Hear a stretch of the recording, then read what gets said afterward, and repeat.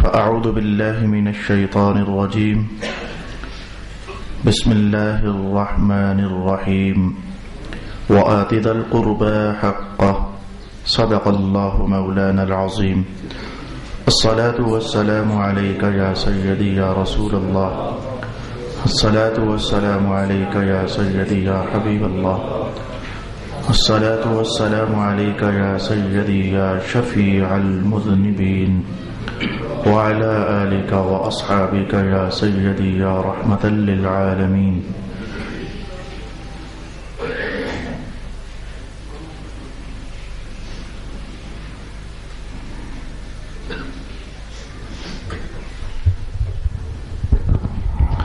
اللہ رب العالمین نے ارشاد فرمایا کہ اپنے رشتہ داروں کے حقوق ادا کرو۔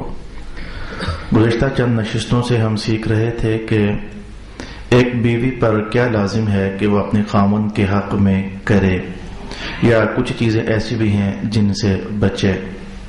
یوں کہہ لیجئے کہ بیوی پر دو طرح کے حقوق لازم تھے۔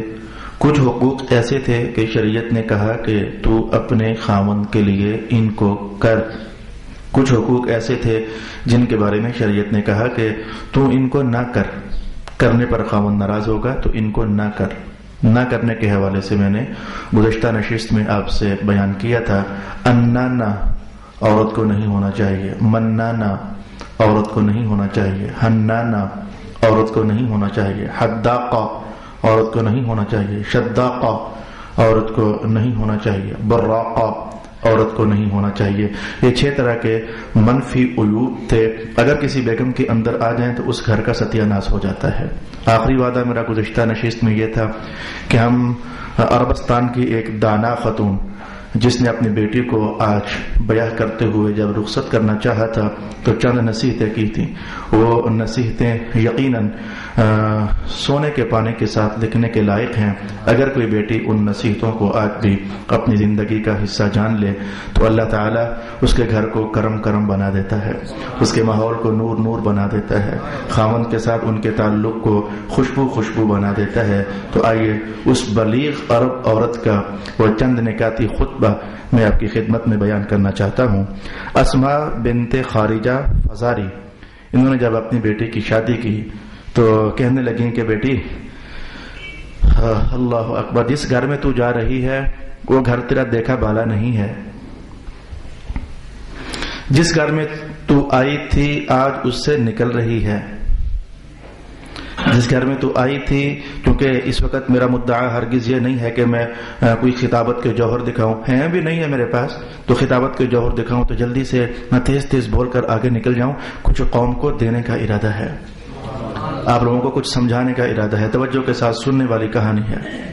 کہا بیٹی جس گھر میں تو آئی تھی وہاں سے تو آج نکل رہی ہے، اور ایسے گھر میں تو جا رہی ہے جس پر تو ہرگز واقف نہیں کہ کیسا ماحول ہے۔ یہ کسی بھی دانا ماں کو چاہیے کہ اپنی بیٹی کو یہ سمجھائے، اور ایسے آدمی کے پاس اب تو رہے گی جس کے ساتھ اس سے پہلے تیری کوئی الفت نہیں تھی، تو پھر بیٹی کیسے رہنا؟ یہاں سے بیان شروع ہوگا۔ پھر بیٹی کیسے رہنا؟ کہنے لگے کہ ایسا کرنا کہ تو اپنے خاوند کے لیے زمیں بن جانا، دیکھنا وہ کرم کا آسماں بن جائے گا۔ اس میں اشارہ تھا کہ بچھی بچھی رہنا، ڈری ڈری رہنا، دبی دبی رہنا، زور آوری نہ کرنا، تو اس کے لیے زمیں بن جانا وہ تیرے لیے کرم کا آسماں بن جائے گا۔ کہنے لگی کہ تو اس کے لیے آرام کا باعث بن جانا، وہ تیرے لیے آرام کا باعث بنے گا۔ جو سب سے تیکھا جملہ مجھے وہ ابھی تک بھی دل کو کلک کر رہا ہے وہ غضب کا جملہ، میں اس سے پہلے میں غلط سا ماحول پھر سے آپ کے سامنے ریپیٹ کرنا چاہوں گا۔ بیگمات کی طلب ہوتی ہے خامد دبا دبا رہے، سب کی نہیں، جن کی تربیت نہیں ہے مذہب کے مطابق وہ ایسا سوچتی ہیں، یا جو اردا گرد کے ماحول سے سنتی ہیں وہ ایسا سوچتی ہیں میرا خامد میرا غلام بن کر رہے، میرے نیچے دبا دبا رہے، یا پھر سسوں کی یہ خواہشات ہوتی ہیں کہ وہ بیٹی کو دبانا چاہتے ہیں۔ میں نے شروع کے جملے میں کہا تھا یہ دونوں ماحول غلط ہیں، یہ دبانے والا چکر ہی نہیں انسانیت کے اندر، یہ مذہب کے ماحول میں میں تجھے دباؤں تو مجھے دبا، یہ کوئی یہ چیپٹر ہی نہیں ہے۔ تو وہ ماں اپنی بیٹی سے کہنے لگی جملہ بڑا دونوں طرف سے کرارا سا جملہ ہے. کہنے لگی بیٹی ایسا کرنا تو اس کی ہمیشہ لونڈی بن کر رہنا, وہ تیرا غلام بن کر رہے گا. میں ایک اتنا میٹھا جملہ ہے, کرارا بھی ہے, دلچسپی بھی ہے. اگر تو چاہتی ہے وہ تیرا بن کر رہے, وہ تیری ہر بات مانے, تو پھر تو اس کی ہر بات مانے, تو اس کی لونڈی بن کر رہنا, وہ تیرا غلام بن کر رہے گا. یا کسی کو اللہ اکبر, یہ مجھے مذہب کے بہت سارے چیپٹر ایک دم سے ذہن میں آنے لگ گئے. آپ جانتے ہیں کہ اگر کسی کو شکار کرنا ہو, پرندے کو شکار کرنا ہو, تو ایسے شکار نہیں کیا جاتا میری جان, تھوڑا سا دانا ڈالا جاتا ہے. یہ جو دانا ڈالنا ہے نا, یہ اصل میں کسی اور کو اپنی کمند میں لانا ہوتا ہے. کوئی پنجرا لگانا پڑتا ہے, کوئی گھات لگانی پڑتی ہے. اگر چڑیا بھی پکڑنی ہو چھوٹی سی, تو میاں وہ ٹوکرا سا قلعے کی ٹیک لگا کر کھڑا کرنا پڑتا ہے. تو ماں اصل میں یہ سمجھا رہی تھی, اگر تو چاہتی ہے کہ خاوند تیرا شکار بن جائے, تو پہلے تو اس کا شکار بننا, تو پہلے اس کی بات ماننا, وہ جدھر بلائے ادھر پہنچنا, جہاں سے روکے وہاں سے رکنا,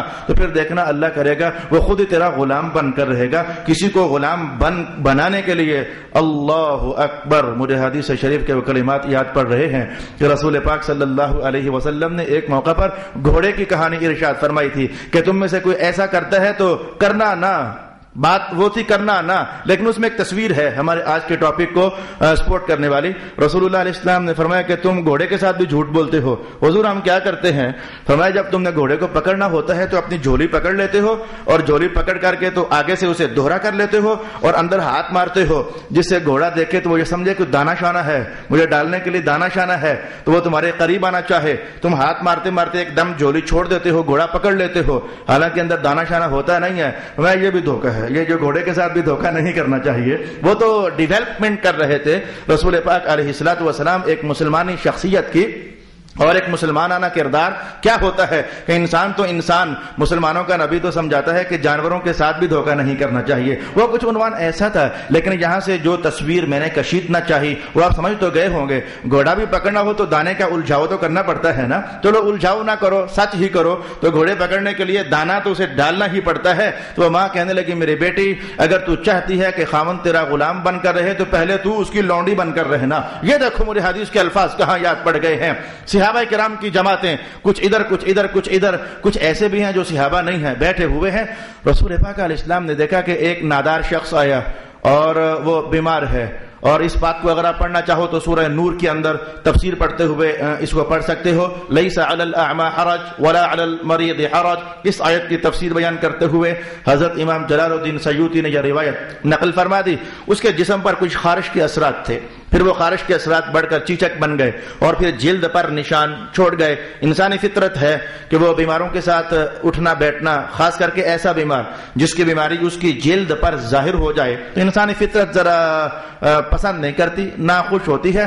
تو کھانا کی مجلس تھی کوئی, تو اس نادار اور بیمار اور مفلس شخص نے چاہا کہ میں بھی ساتھ بیٹھ کر کھانا کھا لوں. وہ ایک جماعت کے ساتھ بیٹھنے لگا تو اس نے انکار کر دیا اور کچھ ایسا ویسا کہا یا دکھایا جس کا معنی یہ تھا کہ چل اٹھ, یہاں نہیں, تو ہمارے ساتھ نہیں بیٹھ سکتا. وہ نادار غریب مفلس بیمار اٹھا, اور کسی دوسری مجلس میں انہوں نے بھی کچھ ایسا ہی دکھایا کہ ہٹ آگے سے نکل جا, ہمارے ساتھ نہیں. وہ 3-4 مجالس میں جب گھوما تو کسی نے اس کو نہ بٹھایا.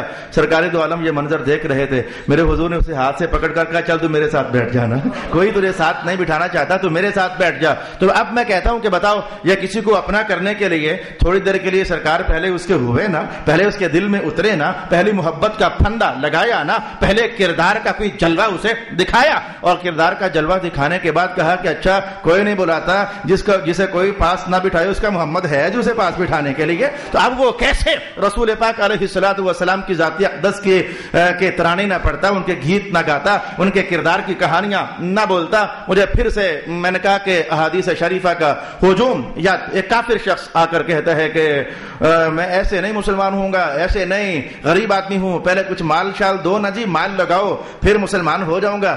رسول پاک علیہ السلام نے نگاہ نبوت جو ڈالی تو محسوس کیا کہ اس کی ضروریات بہت زیادہ ہیں, لیکن ہے یہ قلاش, کنگال ہے, اور یہ ایسے تو نہیں. اس لیے صوفیاء کا طریقہ بتاتا ہوں. میں میری دھیان لپک رہا ہے لیکن 2-3 جملوں کے بعد میں واپس آ جاؤں گا.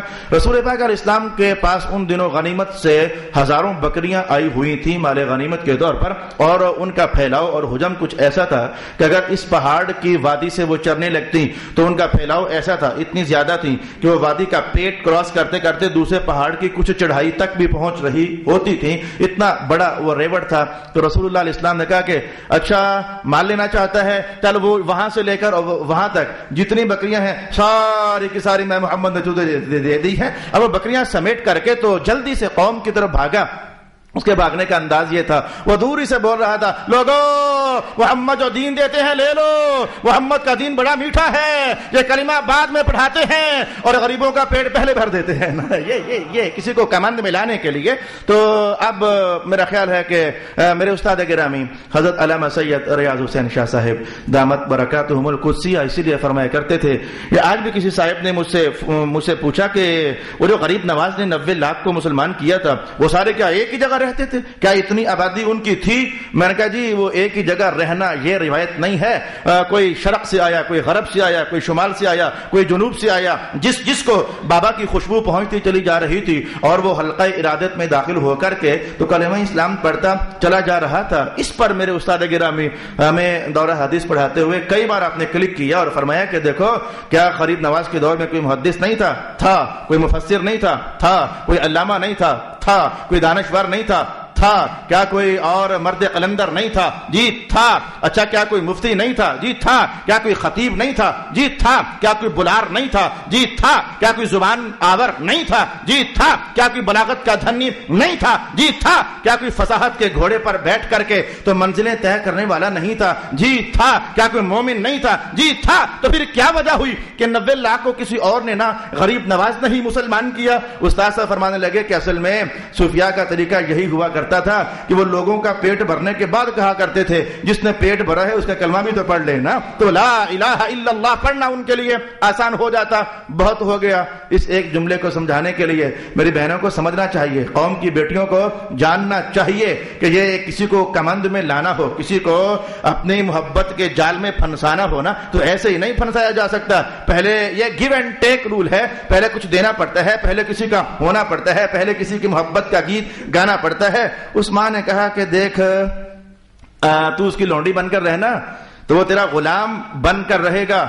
اور اگلا جملہ کہنے لگی کہ اگر تو اس کے اپنی طرف سے خود اس کے پاس نہ جانا. یہ جملہ سمجھ نہیں آیا مجھے پتہ ہے. اپنی طرف سے خود اس کے پاس نہ جانا وغیرہ وہ تجھ سے نفرت کرے گا. میں بتاتا ہوں یہ کیا شے ہے. اور نہ اس سے دور رہنا وغیرہ وہ تجھے بھول جائے گا. یہ جملہ بہت سمجھنے والا ہے اور یہ عین معاشرتی دہکتی ہوئی بھٹی ہے کہ جس میں بہت سارے جھلس کے بہت سارے بچ گئے. کہا خود سے اس کے پاس نہ جانا وغیرہ وہ نفرت کرے گا اور اس سے دور بھی نہ ہونا وغیرہ وہ تجھے بھول جائے گا. علامہ سجاد صاحب ہوتے تو سونا سا شعر سناتے, وہ کسی سے دور اتنا بھی نہ ہو جاؤ کہ اسے اکیلے رہنے کی عادت ہی پڑ جائے. ہے یہ شعر لیکن مجھے آتا نہیں ہے. کسی سے اتنا دور نہ ہٹو کہ پھر دور رہنے کی عادت ہی پڑ جائے, پھر اسے تیرے بغیر جینا ہی آ جائے. ایسا بھی نہ کرو. تو کہنے لگے کہ ایسا نہ ہو کہ تو خود سے اس کے پاس نہ جانا وغیرہ نفرت ہوگی اور اسے دور ہٹ کر بھی نہ رہنا وغیرہ وہ تجھے بھول جائے گا. کہا پھر کیا کروں ماں؟ اس لڑکی نے کہا ماں پھر کیا کروں؟ کہا ایسا کرنا کہ اگر وہ تیرے پاس ہونا چاہے تو پھر اس کے پاس ہونا, اور اگر وہ تجھ سے علیحدہ رہنا چاہے تو پھر اس سے علیحدہ رہنا. یہ اصل میں آپ کے گھروں کی کہانیاں بتاتا ہوں. بعض اوقات ایسا ہوتا ہے کہ خاوند لوگ جو ہوتے ہیں ان کے کچھ اپنی مصروفیات ہوتی ہیں, آفیسز کے حوالے سے کچھ فائلز انہوں نے گھروں میں آ کر کے ان کی ریکوری کرنی ہوتی ہے, کچھ ڈاکومنٹیشن گھروں میں آ کر انہوں نے کلیئر کرنی ہوتی ہے. یا مجھ جیسا خاوند ہو تو وہ 5 گھنٹے پڑھانے کے باوجود گھر آ کر چھٹی تو نہیں ہے, اس نے 8 گھنٹے پڑھنا ہوتا ہے. دورہ حدیث پڑھانے کے لیے 8 گھنٹے جب تک پڑھو نہ تو بندہ پڑھا نہیں سکتا. پھر درس قرآن پر جانا ہے, اسے الگ سٹڈی کرنا ہے. درس حدیث دینے جانا ہے تو اسے الگ اسٹڈی کرنا ہے. اب بندہ مصروف ہو, اس کی اپنی ورکنگ ہو, وہ گھر آ کر بھی اس کے کوئی کام کاج ہو, تو ماں سمجھا رہی تھی جب خاوند اپنی مصروفیات میں الجھا ہوا ہو نا تو ایسے میں اپنی الفتیں نہ دکھانا, وگرنہ پھر وہ نفرت ہوگی, میرا کام ہوا نہیں ہے اور تجھے جناب یہ محبت کے رسیلے گیتوں کی پڑی ہوئی ہے, نفرت ہو جائے گی. جب محسوس کرے خاوند فارغ ہو گیا ہے, تھکا ہوا ہے, الجھا ہوا ہے اور اب اس کے پاس جانا چاہیے, تو رب کائنات نے کہا نہیں لتسکنوہن, یہ بیگمات کو اللہ نے بنایا ہی اس لیے ہے کہ ان کا ہونا خاوندوں کو سکون دے, تو پھر اس کے پاس جانا. جب اسے سکون کی طلب ہو پھر اس کے پاس جانا, اور جب وہ اپنے کسی کام میں پھنسا ہوا ہو تو ایسے ہی جا کر الفتیں نہ دکھانا, وگرنہ نفرت بڑھ جائے گی. اور اسی عنوان پر ایک بار میرے استاد گرامی قبلہ شاہ صاحب نے لیڈیز کو درس حدیث دیا, تو اس میں یہ 3 جملے تھے اور آج وہ میرے ہاتھ بھی لگے ہوئے ہیں, امام غزالی نے لکھے ہیں اور میں آپ کو ضرور سنانا چاہوں گا. بات کوئی اور کہی, سمجھایا کچھ اور. ماں کہنے لگی بیٹی اپنے خاوند کے ناک کا خیال کرنا, اپنے خاوند کے کان کا خیال کرنا اور اپنے خاوند کی آنکھ کا خیال کرنا. یہ کیا غضب کا خطبہ ہے اس ماں کا, اپنے خاوند کے ناک کا خیال کرنا. غزالی کہتے ہیں وہ سمجھا رہی تھی کہ ذرا خوشبو سے معطر ہو کر رہنا, ناک کا خیال کرنا, ذرا خوشبو سے معطر ہو کر رہنا. مجھے وہ روایت کے الفاظ یاد پڑتے ہیں کہ حضور کے صحابہ میں ایک صحابی, اللہ نے انہیں 4 ازواج عطا فرمائی تھی.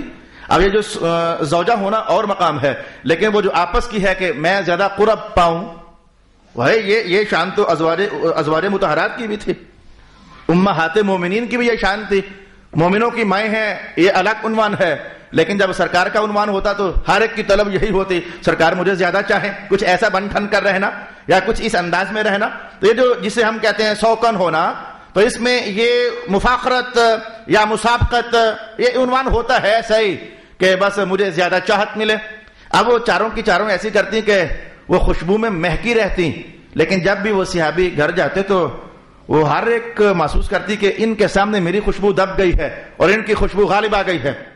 تو ایک بار ایک خاتون نے, زوجہ نے پوچھ لیا کیا وجہ ہے, ہم ایک سے ایک بڑھ کر خوشبو لگاتی ہیں لیکن آپ جب سامنے آتے ہو تو آپ کی خوشبو غالب ہو جاتی ہے اور ہماری خوشبو دب جاتی ہے. وہ کہنے لگے کہ ماجرا یہ ہے, کسی زمانے میں بیمار ہوا تھا اور بیماری کا تعلق میرے جسم کے ساتھ تھا, جیسے خارش ٹائپ ہو جاتا ہے. میں نے حضور کے دربار میں حاضر ہو کر کہا حضور کرم فرمائیں, ماجرا طویل ہو گیا ہے اور شفا کا کوئی راستہ ہی نکال دیں. حضور رحمت عالم نے فرمایا تھا ذرا اٹھا کرتا. میں نے قمیض اتار دیا اور پھر کہا کچھ مناسب سا کپڑا باندھ لے اور اپنی شلوار بھی ذرا کھینچ دے. تو میں نے کپڑا باندھا اور اپنی ٹانگوں کا جتنا حصہ وہ ہو سکتا تھا میں نے کھول دیا. تو رسول اللہ علیہ السلام نے علاج یہ کیا کہ اپنا ہاتھ میرے بدن پر پھیرا تو مجھے شفا تو جو ہونی تھی وہ ہونی تھی. تب سے لے کر آج تک اللہ نے اس محمد کے ہاتھ کے صدقے میرے وجود میں خوشبو پیدا فرما دی ہوئی ہے. لیکن یہ حدیث میں نے جو روایت کی ہے اور آپ کو سنائی ہے, اس سے میرا مدعا کچھ اور تھا. یہ دیکھو صحابہ کی ازواج مطہرات ہیں لیکن وہ خوشبو میں مہکی مہکی رہتی ہیں تاکہ خاوند کی توجہ بنے اور ان کی میں توجہ کا مرکز بن جاؤں. وہ ماں اپنی بیٹی کو یہ سمجھا رہی تھی کہ اپنے خاوند کے ناک کا خیال کرنا, یعنی ذرا خاص کر کے جب وہ آئے اس کے آنے کا ویلا ہو جائے تو پھر ذرا معطر سی ہو جانا جو گھر میں خوشبو دستیاب ہو سکے. اور کہا کہ اس کے کان کا بھی خیال کرنا. یہ کان کا خیال کرنے کا معنی سمجھیے, کچھ خواتین ہوتی ہیں اللہ پاک ان کو بھی ہدایت نصیب فرما دے, کوئی سلجھا سا ماحول انہیں بھی عطا فرما دے کہ خامد آنا تو ساتھ ہی وہ 100 اس طرح کی باتیں چھیڑ دینے. ٹھیک ہے کہ ہیں لیکن ان کے موقع بھی تو ہونا چاہیے نا.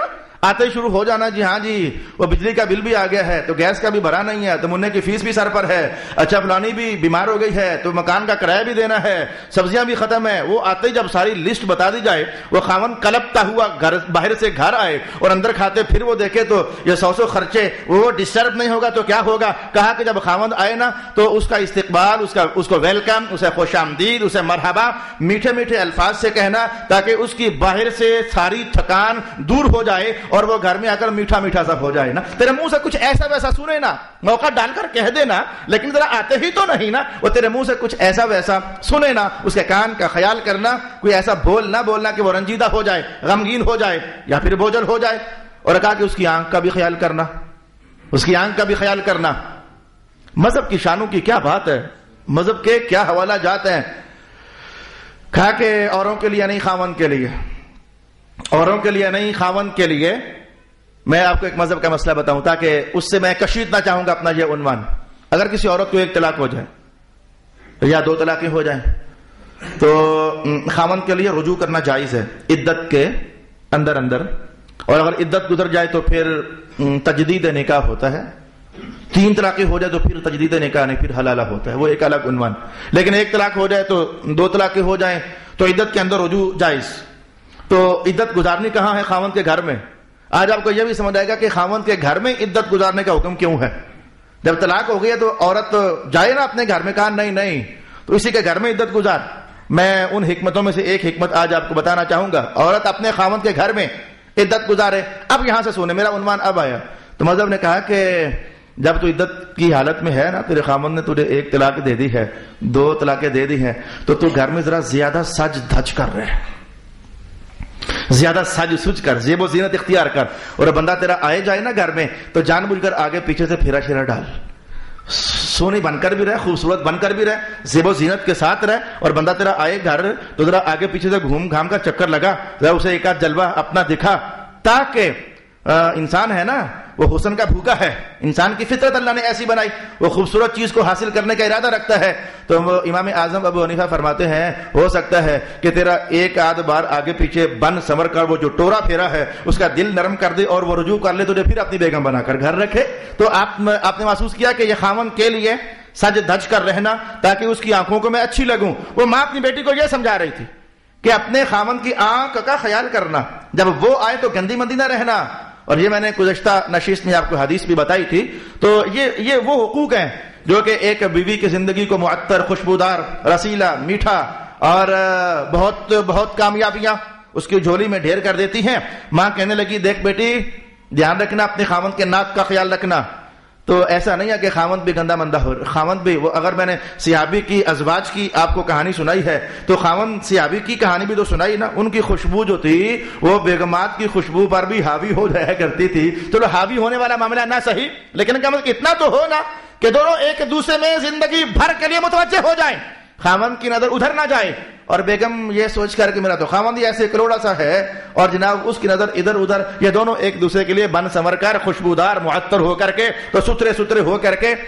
آپ کو سمجھنا چاہیے کہ مذہب کے عنوانات میں ہم کسی ایک جہت کو دیکھتے ہیں, لیکن رسول اللہ علیہ السلام تو ایک مسئلہ کہتے تو آپ ادھر بھی دیکھ رہے ہوتے, ادھر بھی. یہ عربستان کا ماحول وہ تھا. ہمارے وارڈ نمبر 19 میں جاؤ, پانی بڑا کم ہے. ہمارے بچے جب نہاتے ہیں تو ہم ان سے کہتے ہیں بیٹا ذرا دھیان سے نہانا, پانی بڑا کم ہے. تو پانی کی قلت ہو تو پانی صرفے سے استعمال کیا جاتا ہے, وہ کھلا استعمال کرنے کی اجازت نہیں ہوتی. بیٹا ذرا دھیان سے نہانا, پانی بڑا کم ہے. تو عربستان کا ماحول, صحرا اور ریگستان اور وہ پہاڑی چوٹیاں, چٹانیں اور خشک سنگلاخ پتھر, اور دور دراز سے 16 کلومیٹر دور سے لے کر پانی آنا. تو چاہیے تو یہ تھا نا کہ پانی کو بڑی کیئر کے ساتھ رکھا جاتا, کم استعمال کیا جاتا, صرف پینا ہوتا تو استعمال کرتے, یا جسم سے نجاست استنجا وغیرہ ہوتا تو استعمال کرتے. لیکن نہیں, رسول اللہ علیہ السلام کے حکم کو دیکھو, جب بھی نماز پڑھنی ہے تو وضو کرنا. اب یہ وضو کرنا, یہ 5 نمازیں ہیں تو 5 وضو, اور درمیان میں پھر وضو خراب ہو جائے تو پھر یہ تلقین. اس مومن کی کیا شان ہے جو ہمیشہ وضو میں رہتا ہے. مانا یہ تھا کہ وضو پھر بھی کرتے ہی رہنا, نمازوں کے لیے تو ہے ہی ہے نا, لیکن وضو میں رہنے کا اہتمام. رسول اللہ علیہ السلام کا یہ فرمان کیا سمجھ نہیں آتی ہے؟ بہت سارے نتائج کی طرح کہ ایک نتیجہ یہ بھی ہے کہ بیوی بھی جب 5 بار وضو کرے گی, خاوند بھی جب وضو کرے گا, یہ تو سارا دن بڑے ستھرے رہیں گے. تو ان دونوں کی نظر ایک دوسرے پر جمی رہے گی, ان دونوں کا دل آپس میں ایک دوسرے کے ساتھ بندھا رہے گا. تو میں نے کہا کہ یہ صاف ستھرا ہونا اور بن ٹھن کر ذرا رہنا اور ذرا زیب و زینت کے ساتھ رہنا, یہ مذہب کے باہر کیف مطلوبات تو ہیں, مقاصد تو ہیں. تو اس ماں نے کہا کہ بیٹی دیکھ, اپنے خاوند کے ناک کا خیال کرنا, اپنے خاوند کے کان کا خیال کرنا, اور اپنی خاوند کی آنکھ کا خیال کرنا. اے عرب کی دانا خاتون, تو نے یہ باتیں کہاں سے لی؟ اے عرب کی دانا خاتون, تو نے یہ باتیں کہاں سے لی؟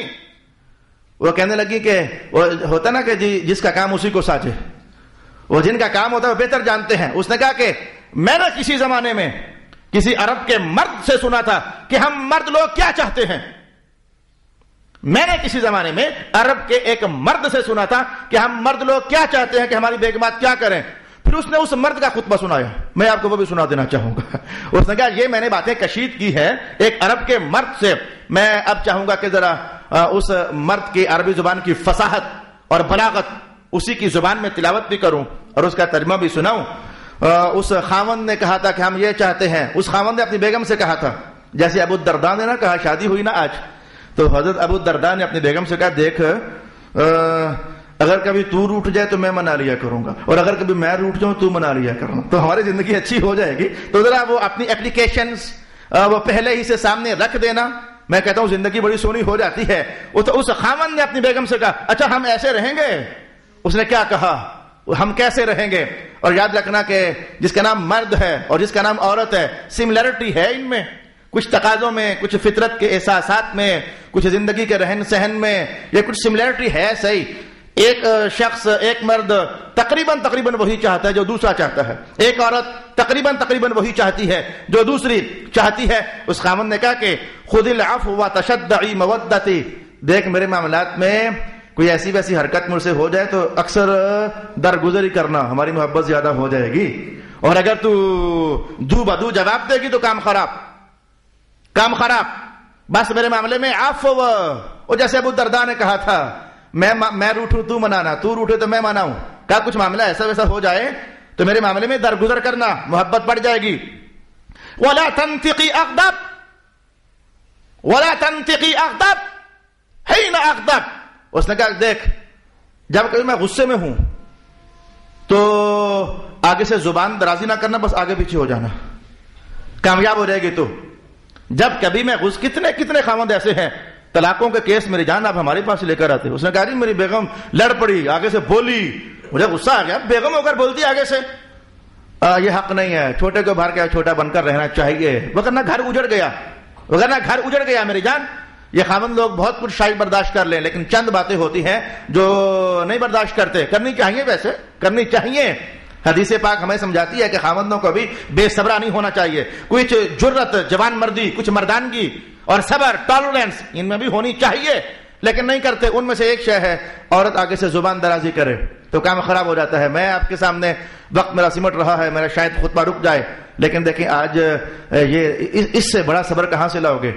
حضرت حفصہ نے کہا حضور میں ابا جی سے ملا ہوں, حضرت عمر سے کہا چلی جاؤ, حالانکہ رسول اللہ کی باری آج حضرت حفصہ کے گھر تھی, تو حضور رحمت عالم نے مسئلہ سمجھانا تھا, اس لیے یہ ساری کاروائی سجائی, کہا چلی جاؤ, خود اجازت مانگی, ابا حضور کو ملنے گئیں, واپس آئی تو ایسا تھا کہ رسول پاک علیہ السلام اللہ کے حکم کی اجازت کے مطابق اپنے کسی باندی کے ساتھ مصروف تھے, اسی گھر میں, اسی حجرے میں اپنے کسی باندی کے ساتھ مصروف عمل تھے. اور حفصہ آئیں, انہوں نے دروازہ کھٹکھٹایا, سرکار دو عالم علیہ السلام نے دروازہ کھولا تو پسینے کا احساس بھی جسم ناز پر سجا ہوا تھا.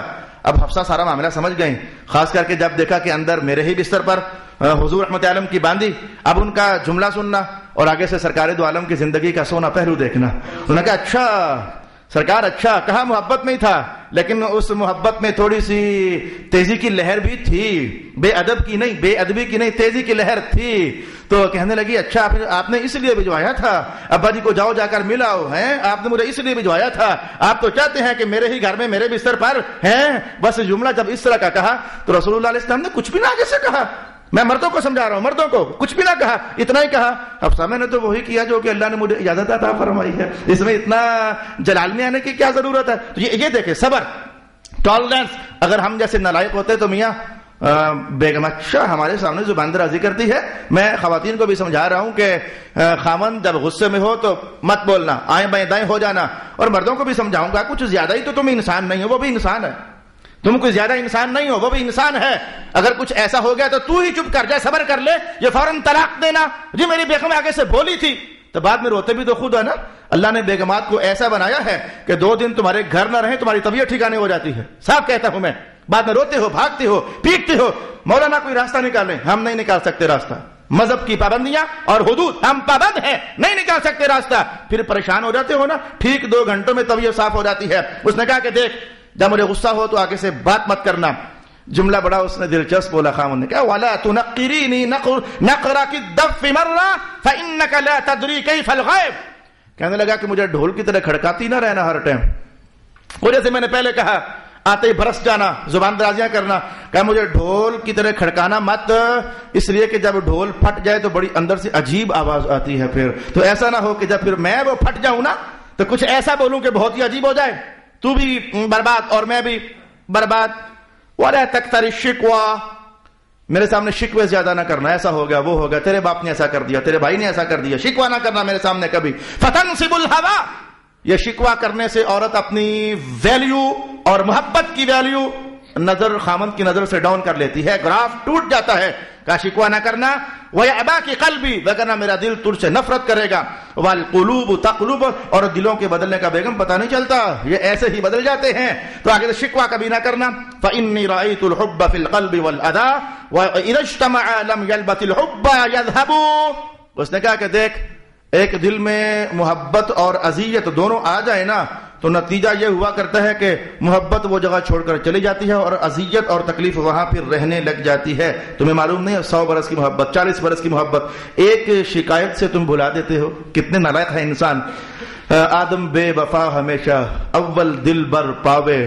تو یہ میاں صاحب نے کہا ہے، یہ پہلے محبت کمانا چاہتا ہے، جب دل بر مل جاتا ہے تو 2 ہی دنوں میں رج جاتا ہے اور بھاگ جاتا ہے. یہ آدم یعنی انسان کی بے وفائیاں بڑی پرانی ہیں. تو کہا کہ یہ دلوں کے بدلنے کا پتہ نہیں چلتا. میرے بیگم مجھے ستانا نا، اگر تو نے ستایا تو تیری طرف سے ستانا اور میری طرف سے محبت یہ ایک دل میں جمع ہوں گے تو آخرکار محبت بھاگ جائے گی اور یہ تیرا ستانا جو ہے میرے دل میں رہ جائے گا اور نوبت ٹھیک نہیں ہوگی. یہ میں نے عربستان کے 2 بلیغ ترین خطبے آپ کو سنانا چاہے ہیں. رب کائنات نے کتنا خوبصورت ارشاد کیا، وَآتِ ذَا الْقُرْبَىٰ حَقَّهُ، ہر بندہ دوسرے کا حق پہچانے. ہم ایسے ہو گئے کہ ہم اس چکر میں ہوتے ہیں کہ ہمارا حق تو پہچان. کسی بھی ریلیشن میں، کسی بھی تعلق میں ہم اپنا حق اوروں کو تو سمجھانا چاہتے ہیں کہ ہمارا تجھ پر یہ حق ہے. نہیں، اوروں کا بھی تو سمجھو کہ اس کا بھی تجھ پر کوئی حق ہے. مذہب نے اس کا بھی کوئی تجھ پر حق ڈالا ہے، اوروں کا حق بھی تو ہے نا. یہ سرکار دو عالم علیہ السلام کی شان تھی. جب خواتین کو سمجھاتے تو یوں لگتا کہ خاتون تو مر ہی گئی، اتنا دبا دیا، اتنا سمجھا دیا اور اتنا نرم کر دیا رسول اللہ علیہ السلام نے جیسے. اور جب خاوند کو سمجھاتے تو خاوند یوں محسوس کرتا کہ لگتا ہے کہ مجھے تو بڑا ہی ڈر کر رہنا چاہیے اور مجھے تو بڑی احتیاط سے رہنا چاہیے. یہ بلاغت ہوتی تھی حضور رحمت عالم کی اور دلوں سے قریب ہو جانا ہوا کرتا تھا. انشاءاللہ العزیز کچھ باتیں اور رہ گئی ہیں بیگمات کے حوالے سے. اگلی نشست وآخر دعوانا الحمد